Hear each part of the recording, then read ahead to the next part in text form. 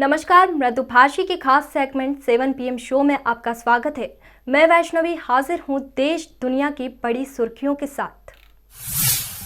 पहली बड़ी सुर्खी शताब्दी एक्सप्रेस से जुड़ी हुई है, जिसमें दिल्ली से देहरादून जाने वाली शताब्दी एक्सप्रेस में शनिवार सुबह आग लग गई। हालांकि इस घटना में किसी के हताहत होने की कोई खबर नहीं है। आग लगने के कारण शॉर्ट सर्किट बताया जा रहा है। रेलवे अधिकारियों के मुताबिक ये दुर्घटना दोपहर 12 बजे के बाद रायवाला और कांसरो रेलखंड पर हुई। उत्तराखंड के डीजीपी अशोक कुमार के मुताबिक दुर्घटना में किसी यात्री को नुकसान नहीं पहुंचा है। शताब्दी एक्सप्रेस में हरिद्वार के नजदीक कांसरो स्टेशन के पास आग लगी। कुछ ही देर में आग ने कोच को पूरी तरह अपने लपेटे में ले लिया। कोच की खिड़कियों से आग की लपटें उठने लगी। ट्रेन में आग लगने की सूचना मिलते ही रेलवे अधिकारियों ने फायर ब्रिगेड को बुलाया। रेलवे के मुताबिक हादसे के बाद जिस बोगी में आग लगी थी उसे ट्रेन से काटकर अलग कर दिया गया और ट्रेन को आगे के लिए रवाना कर दिया गया। इस आगजनी में शताब्दी ट्रेन का कोच C4 पूरी तरह जलकर खाक हो गया। इस कोच में कोई भी यात्री नहीं था। रेलवे सूत्रों के मुताबिक ट्रेन का ये कोच हरिद्वार से खाली हो जाता है। अगली खबर महाराष्ट्र से है, जिसमें महाराष्ट्र में कोरोना के बढ़ते मामलों को देखते हुए अलग अलग शहरों में लॉकडाउन लगाया जा रहा है, जिससे कोविड-19 को फैलने से रोका जा सके। लेकिन लोग यहां कोविड से जुड़े एहतियाती नियमों को भूलते जा रहे हैं। नागपुर में जहां 15 मार्च से एक हफ्ते का लॉकडाउन लगने जा रहा है, वहां के एक बाजार की कुछ तस्वीरें सामने आई है। यहाँ हजारों की संख्या में लोग कॉटन मार्केट में खरीदी करने पहुंचे। नागपुर के इस मार्केट में कहीं भी सोशल डिस्टेंसिंग नजर नहीं आ रही है। लॉकडाउन एक हफ्ते का होगा, जिसकी वजह से बाजार में खरीदी करने वालों का जमावड़ा लग गया है और इससे कोरोना के मामले और ज्यादा बढ़ने की आशंका है। बता दें कि कल महाराष्ट्र में पिछले 24 घंटे के दौरान कोरोना के 15,817 नए केस सामने आए थे। इसी के साथ महाराष्ट्र में कोरोना के मरीजों की संख्या बढ़कर अब 22,82,191 हो गई। वहीं पिछले 24 घंटे के दौरान महाराष्ट्र में कोरोना से 56 मौतें हुई है। अगली खबर नीट एग्जाम से जुड़ी हुई है। मेडिकल के अंडर ग्रेजुएट कोर्स में एडमिशन के लिए होने वाली प्रवेश परीक्षा नीट 2021 की तिथि घोषित कर दी गई है। परीक्षा आयोजित करने वाली एजेंसी NTA ने बताया कि नीट का आयोजन 1 अगस्त 2021 को किया जाएगा। NTA के अनुसार नीट की परीक्षा ऑफलाइन यानी पेन पेपर मोड में होगी। नोटिफिकेशन के अनुसार परीक्षा हिंदी और अंग्रेजी सहित 11 भाषाओं में दी जा सकेगी।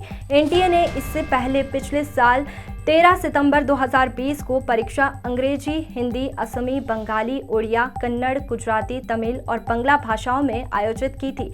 NTA ने कहा है कि परीक्षा के सिलेबस, आयु सीमा, आरक्षण, सीटों की संख्या, परीक्षा शुल्क और परीक्षा केंद्र के बारे में जल्द ही विस्तृत जानकारी बुलेटिन में दी जाएगी। हालांकि परीक्षा के मानदंडों और सिलेबस में कुछ खास बदलाव नहीं हुआ है, इसलिए पुराना मानदंड ही रहने की संभावना है।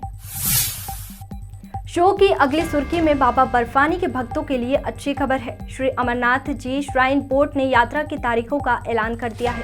इस बार अमरनाथ यात्रा 28 जून से शुरू होकर 22 अगस्त को खत्म होगी। बोर्ड ने शनिवार को बैठक में ये फैसला लिया। सूत्रों के मुताबिक इस बार यात्रा सिर्फ बालटाल रूट से कराने का फैसला किया गया है। यात्रा का पारंपरिक रास्ता पहलगाम, चंदनवाड़ी, शेषनाग, पंचतरणी से होकर जाता है। श्री अमरनाथ श्राइन बोर्ड के चेयरमैन और उपराज्यपाल मनोज सिन्हा ने शनिवार को राजभवन में बोर्ड सदस्यों की बैठक की। इसमें यात्रा के शेड्यूल के साथ ही कई जरूरी मुद्दों पर चर्चा हुई।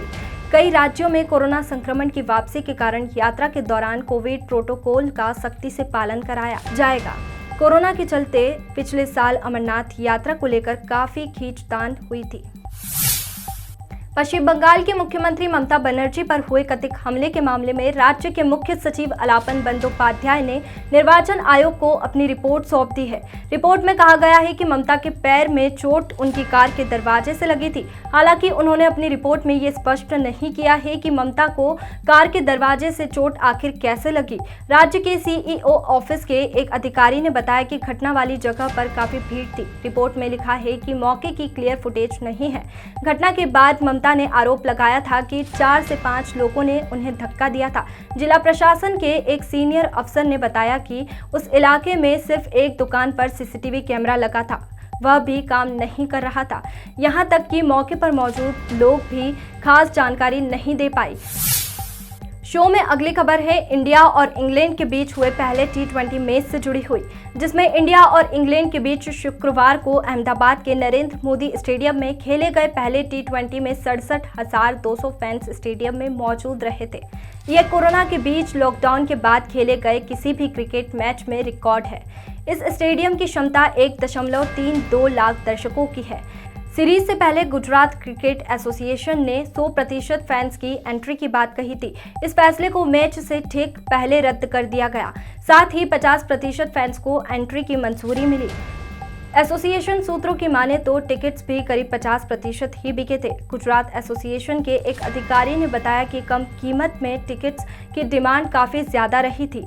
इन टिकट्स की कीमत 500 और 1000 रुपये थी। यही सबसे ज़्यादा बिके थे।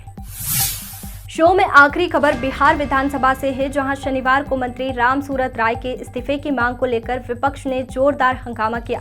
विधानसभा की दूसरी पाली जैसे ही शुरू हुई, विपक्ष ने शराबबंदी को लेकर जमकर हंगामा करना शुरू कर दिया। इसी बीच विधानसभा में पक्ष और विपक्ष के विधायकों के बीच धक्का मुक्की भी हुई।